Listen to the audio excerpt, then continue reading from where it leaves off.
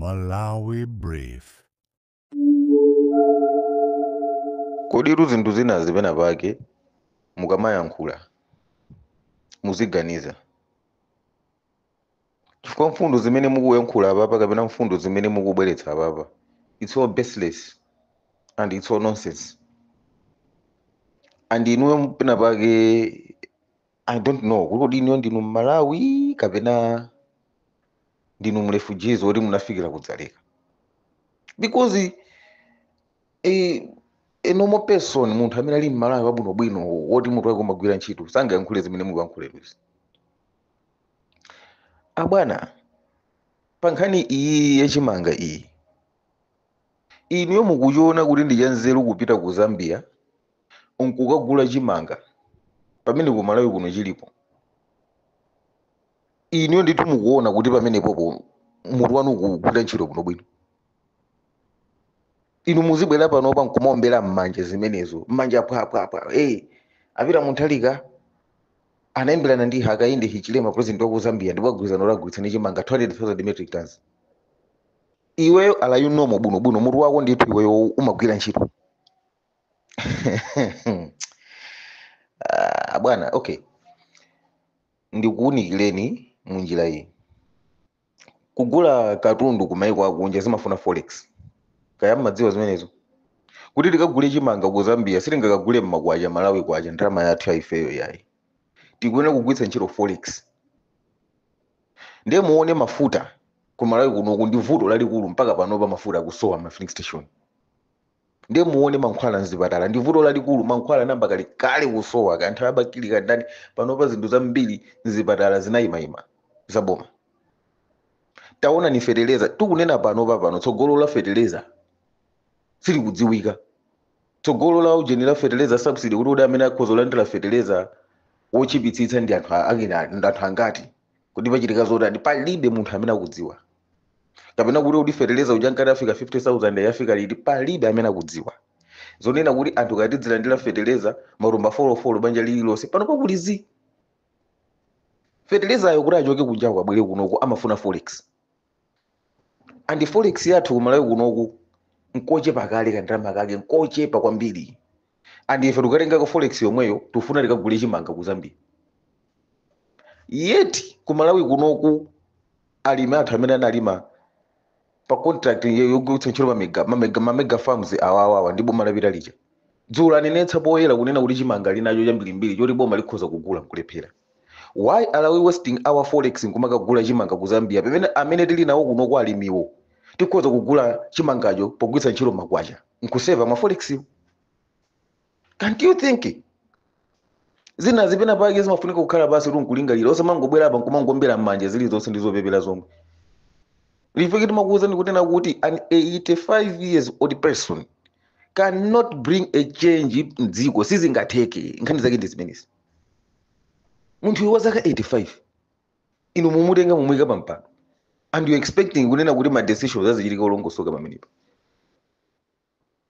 Tikunena kuti kukagula chimanga ku Zambia zikufunika forex imene ku Malawi kuno kuti mavutikira each and every time panopa tikulowa season iyi ya mvula ndoti panopa forex yathu yachepa kale and tikufuna tengebe forex tikagule chimanga ku Zambia. Yeti alimi athu ku Malawi kunoku chimangacho ali nacho bwanji osatenga ndalama makwacha kugwiritsa ntchito makwacha tagula alimiwo chimanga alipatse. Dzulo yankhula moveka bwino alimiwo kunena kuti chimanga ali nacho chongofunika chonena kuti agwirizane mtengo pakati pa boma ndi alimiwo agwirizane mtengo. Mukuchimva cheche wachi agwirizane mtengo anthu osanagwirizane koma kuti aboma nene mbali yawo anthu anene mbali yawo chimene aboma akukanikira kuti apita akakambe nawo anthuwo pa nkhani ya mitengo ndi chani. This is a simple issue. This is a simple issue. Koma no aboma akuthawa kugula chimangacho kuno akupita kuti akukagula ku Zambia. I don't know kuti ku Zambia ko ndichika chipe ku Zambia ko ndecho chipa akapanga ma cost benefit analysis akuna ngati kuti kumene koko ndichika khale cho chipa kusiyana ndi kuno. To me it doesn't make any sense. Chifukwa maujeniwo wawo alimiwo achironena wokha kunena kuti sitinakambirane nkhani ya mitengo. zikanakhala bwino aboma adakakambirana kaye ndi alimiwo pa nkhani ya mitengo nkumvana chinthu chimodzi akaona kutena kuti mitengo ya alimiwa kudula kena akuona zona ma plan B koma anthu sanakambirane nkomwe all the way straight ukafika ku Zambia kuti ukagula chimanga kumeneko ka forex kochepako kakathere kumeneko ndimamvetsetsa kuti zimene zikamachitika chonchi nthawi zonse pamene pakugulidwa katundu kugulitsa ntchito forex anthu ena akamafuna abeko kutolo kuti ena akachalilira kuti zimene zikatheka akabeko kumeneko ku Zambia. So this is so pathetic. Ndi zimzopetsa chiso ni usimunga mabwele pano kumombera mmanja zimzopepera ngati zimene ziya. Andi ineyo ndiyamikire boma labira lija pobwetsa programu ya mega farms. That was the right way imene ife ngatidziwa Malawi tikadatenga kumalimbikira. Andi popanga zimene zozo alimi awawa amene analima ma mega farms wawa. Ndi kuti tikadakhala kuti kupanga so support amalawa anzathu. Pamunga ndani nakale chijo somafuna zuwetsa ndale tikepo ndale ndi kuti aya amene amaona mega farms zonse ndora nala chipani chapita chicha basi ndora akaulitserisa agule tikagule kwakuti.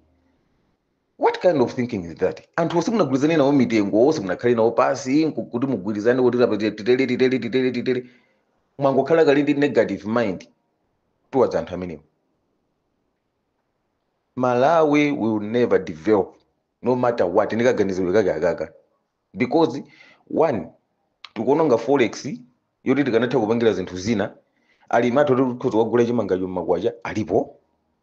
Two, siti kupanga kunena kuti titukule ma business a Malawi anzathu chifukwa anthuwo amatenga ulimi ngati business ngati amalimira makasu pano tikagula chimangacho akagula matrekita kena kunkumatukuka koma siti kufuna kuti tipange zimene zozo m'malo mwake tikutsata njira zathu za ife zimene tikhoza kuti tikagula chimanga kuti tikagula ngati pakula forex tibapo pamenepo kuti japo. Malawi will never develop. Sitidzatukuka mpaka kalekale lidzakhala mphawi mpaka na kalekale. Amalawi anzanga amona ndakadzi lelo pa 15 October Mother's Day ine ndi Orphan Innocent Mutoro Mr. Game Changer ena mafunanso ndidzika ndithu kuti twere njenje sindimaopa wina aliyense andi palibe amene angandikhazike chete kapena kundikhazika pansi. Ine ndimaopa Mulungu yekha kapena zilengwalengwa kwathu timati zidzukwa ndi zimene ndimaopa pa dziko lapansi pano pamwamba pa china chilichonse ndimaopa amene asunga moyo wanga Yehova wamakamu. Amalawi anzanga lero lino ndabwera ndi machenjezo malangizo komanso kuwunikirana chifukwa tachokera kutali. Ine ndikudziwa bwino kunena kuti ino mkati mwakuyenda ulendo ochokera ku 2020 kuzafika pa 16 September Malawi anali omangidwa. Malawi anasenza chimwala chimene chimalemera chimene wina alese sakanatha kuchitulira pa nsewu koma kukachitulira kumavoti ndipo tinachitulaki. Ndimafuna ndipereke malangizo lero. Ine ndidzayima pa chilungamo. Ine ndidzalankhula chimene Malawi ayankhula. Ine ndidzafika pa mtima pa Malawi ndikulankhula chimene Malawi ali. Ndi chisankho chanu kupanga ignore zimene ine ndikuyankhula. But I know for sure kuti tonsefe titatengera chisana cha tate pangolini mkulukuta moyo Professor Arthur Peter Mutharika, we can rebuild our country mosayang'ana kuti tiuchokera kuti. We can make Malawi kukhala dziko la chimwemwe la nkaka ndi uchi monga mene aganizira tate wathu president wa dziko lino Professor Arthur Peter Mutharika. Koma ngati sitingamamvera mana kuti awani ndani awani ayani, then Malawi kuvuta kuti tithanso kumukonza. Wosaphunzira ndophunzira, wachuma ndopanda chuma, tonsefe titenge nzeru zathu tidzisiye pamodzi ndi kuthandizira vision plani ya tate kuti ipite pasogolo. Ndimafuna ndibwereze mawu amenewa. Kaya ndiwo osaphunzira, kaya ndiwo ophunzira, ndiwo wachuma ndiwo pana chuma koma tonsefe titatenga masomphenya amene ali nawo mtsogoleri wathu wa dziko lino Profesa Arthur Peter Mutharika aliyense ndikumasewera mbali yace molingana ndi nzeru zake. Together we can really rebuild our Malawi mosavuta. We can restore our country mosavuta. Izi ni kuyankula chifukwa chakunena kuti ineo I know for sure kuti pa 3 years imene tate akhale mu office Malawi sadzakhala so chimodzimodzi. As our president said pamene amalumbira kuti now Malawi is free. A Malawi tili free kumtendere, a Malawi tili free kumavuto, a Malawi tili free pa kumango gwesedwa kwacha kapena kukwezeredwa katundu mwa umbuli. Malawi now is free. And if we want to see zedi zake jimene tata matanthauja, let's all stand up. Tigwire ntchito mothandiza president wathu Malawi akhaledi omasuka pachina chilichonse. Lero londabwera ndi uthenga wanga ukupita ku chipani chathu chokondedwa cha Mighty Democratic Progressive Party. Enafe tikamanena kuti ndi chipani chathu, ine sindingapezeke ku chipani china ndipo chimene chitinalumbira. Ena lumwira simumadziwa mu nthawi yonse isindi mayankhula. Ife tinali ana amene timathamanga ndi chipani chimenechi chitangoyambika kumene ndi malemu bingu chimene chimachulidwa kuti no United Party UP. And timayenda pena paliponse kuchita chilichonse. And we thank God because njira za Mulungu si njira zathu. Pamene chimabwera ku Democratic Progressive Party atangochoka kumene ku Mozambique, let His Excellency Professor Bingwa Mutharika patangota mawiki awiri tinaona kuti chinthu chatumphuka chodabwitsa. Ndimafuna ndiyankhule chonchi chipani mene chimayendera kuchokera nthawi imeneyo amalawi ena mwina sommadziwa ena mmene kuti iye tinayamba ndife iye ayenda fe iye atinasogola ndife. You don't know kuti chipani cha DPP chinayamba ndi anthu awiri, Professor Bingu wa Mutharika, may his soul rest in peace, and Professor Arthur Peter Mutharika.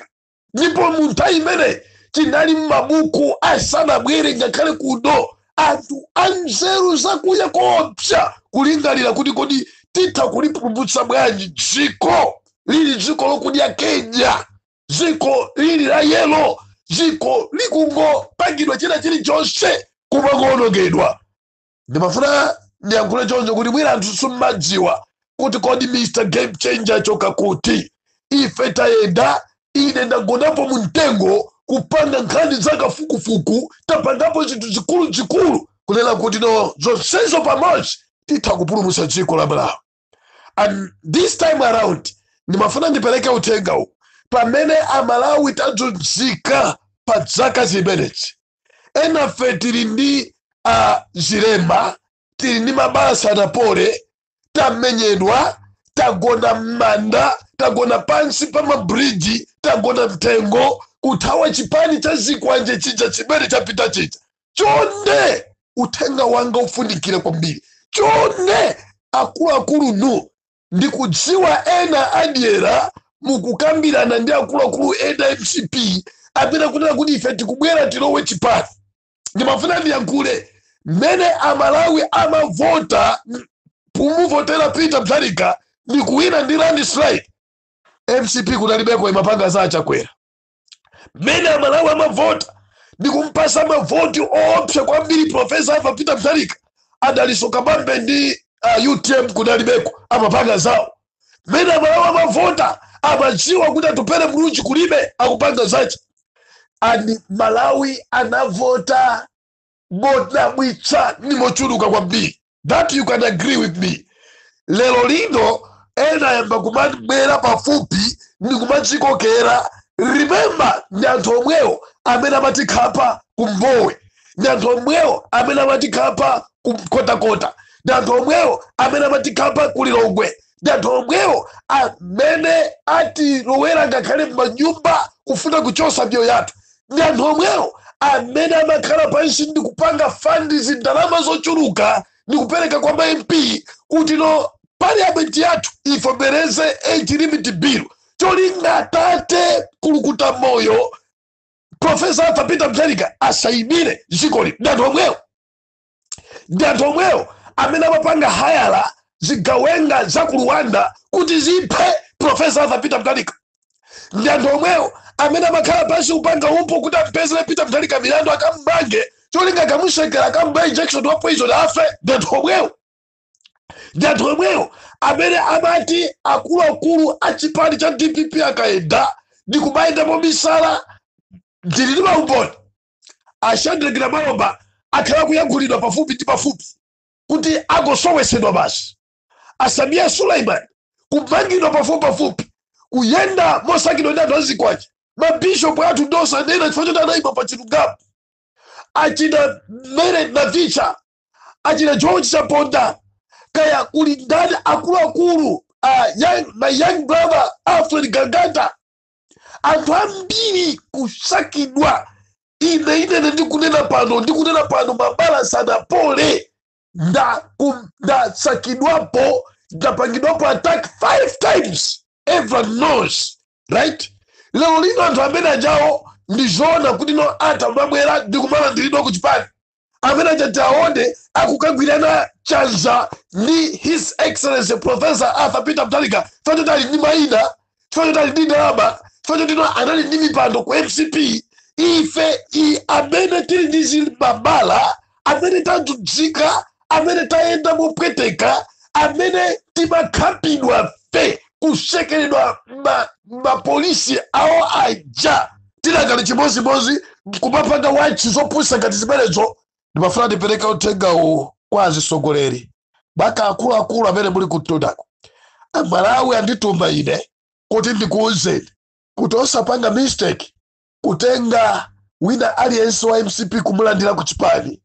As our president said, this is New Democratic Progressive Party, and the president mene wabwerera ulendo uno, everyone knows kuti no ndi president wina osiyana ndi amene mukamudziwa uja.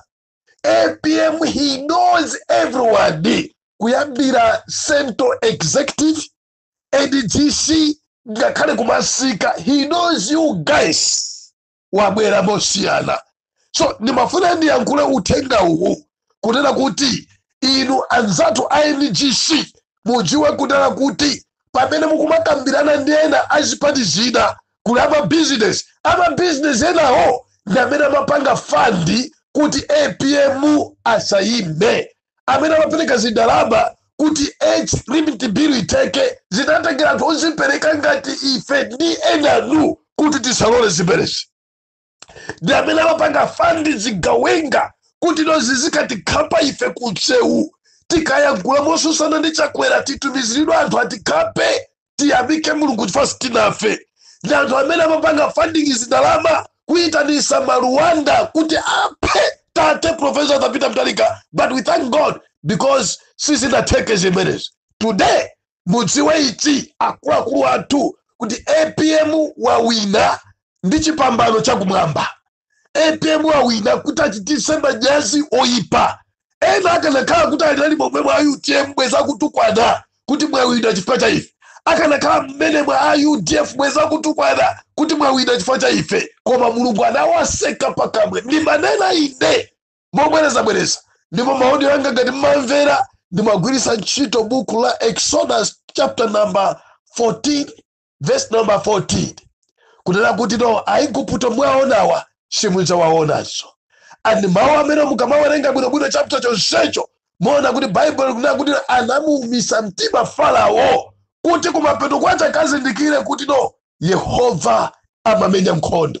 Anawalimbisa mtima akabambe ndi anthu awo ndi amene amapanga fund ama-business aja kuti azimutukwana Peter Mutharika. Anawalimbisa mtima atupere muluzi ndi gulu lawo la UDF kuti azimutukwana Peter Mutharika. Koma sanadziwa chishishi kunena kuti no akutukwana mpulumutsi ndi munthu osankhika pamaso pake pa Yehova.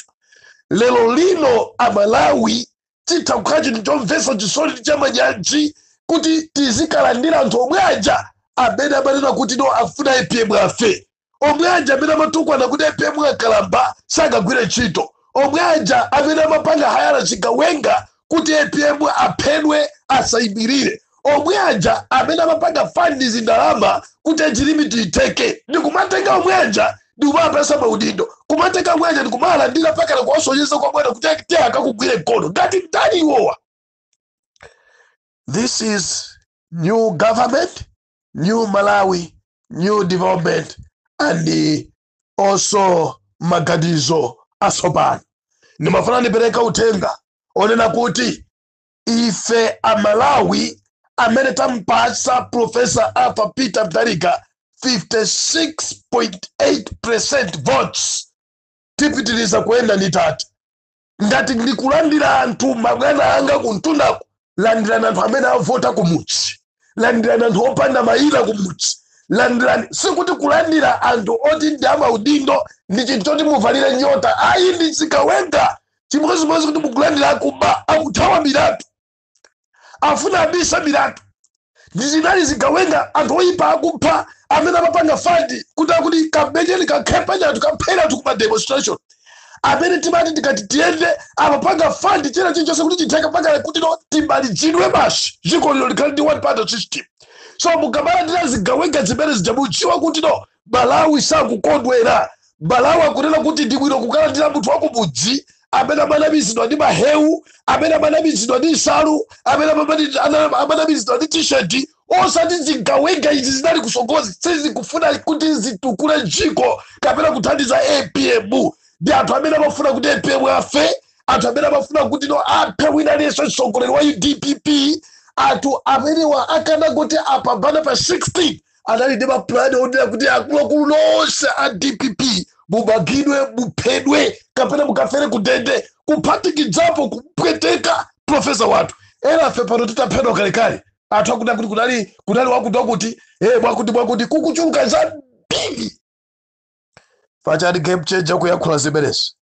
Ndaonapo anthu ayamba kubwera ati talandira kuti amene zolinga zawo zinali zoyipa kopsa chonde siyena zipita.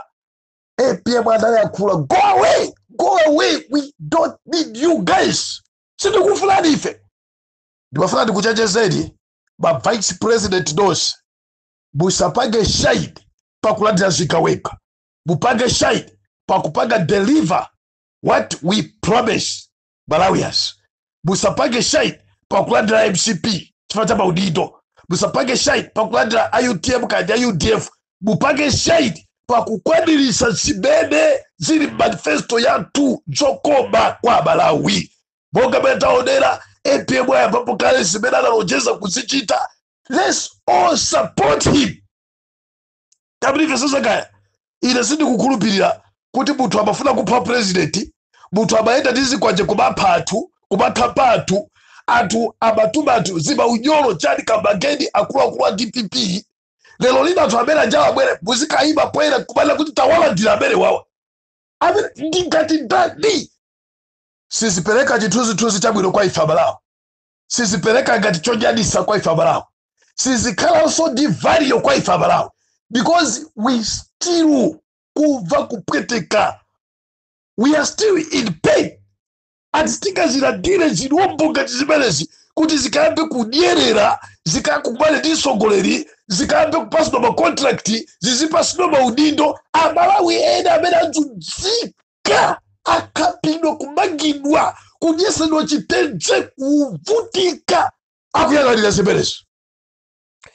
Ndimalize ndi mawu awa. Nkhani ya George Kasakula ndimafuna ndiwapemphe a president kuti mkulu amene bwana tangomuchosadi bwikepo director wa IBC wina tizipita chisogolo. Andi ndikupemphera akuluakulu a chipani cha DPP kunena kuti muyangane nkhani pansi kwambiri chifukwa nkhani inachita kuphikidwa. Akanakhala kuti George Kasakula anachita kukakamizidwa, adakali mkulu wa MBC, bwanji osapanganso program ina kuti abwere poyera yekha anene kuti no pano ndapeza mwayi oti ndiyankhule ku dziko munthu ndinachita kukakamizidwa chifani mayankhula zimene zicha. Muzizifunsa mafunso. Munthu amene wapangidwa chinthu chokakamiza lero akumuyankhulira ndi ena mukuwayang'ana akumuyankhulira ndi anzake okhaokha MCP. Kunja kumudziwa kuti anthu akuphika maplani opsa ofuna kuonongera mbiri ya Profesa Arthur Peter Mutharika, mbiri ya DPP. Ndimafuna ndiyankhule chonchi kuti George Kasakula noyipa kopsa. And I want to agree with Honorable Shadrack Dabaloba. Sindikumukhululukira iye. Watitukwatira president. Wachita zinthu zoopsa.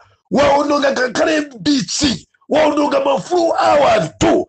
Andi zonse zimene zikuchitikazi sindiye kuti nonso ndipo zili bwino kuti iyeyo sangapepese, samafuna kupepesa, akuti ena anachita kukakamiza. So zati zonse zimene amayankhula ndi zimene iye adali. Cholimbana naye munthu amene ndi chake. Vikalulu wa munthu ngati amene. Ndimalize. Abalawa anzanga, tiyang'ane maso athu patsogolo. APM ali pamene paja kutiwombola. Akupanga china chilichonse chotheka kuti zinthu ziyende. Anakali mkati mosankha nduna zace akuluakulu osiyanasiyana, komanso kwinako anthu ayamba kale kugwira ntchito, dziko silifa ndi njala, anthu sitivutika, fetereza apezeka chimanga pena paliponse. APM abwera kudzakhala komanso kudzathandiza dziko lino la Malawi. Ambuye akudaliseni pamene mukumvetsera chimenechi, koma ndikupemphera akuluakulu nonse a DPP tikondane. Ndikupempheni kobwereza tikondane ndithu, chifukwa enafe tizizipangira zinthuzi kunena kuti no, this is too much. Koma our aim ndikufuna kuti Malawi timumange, timukonze, timusukusulitse, tipukutire limodzi. Tamvetsesa kaya timauza anthu paja kuti akwakuti ndithamangise gwape, ndithamangise gwape. Anthu amuthamangisa Malawi akumuza afuna apindule. Anthu antawuna afuna apindule, amabizinesi apindule, anthu amuzintchito apindule, andale apindule, achipani apindule. Asalowereredwe a Malawi ndi anthu oyipa amene apindula zaka 5 kuloloka dziko lino, omwe ajakhale patsogolo sizitheka. Ambuye akudaliseni, zikomo kwambiri.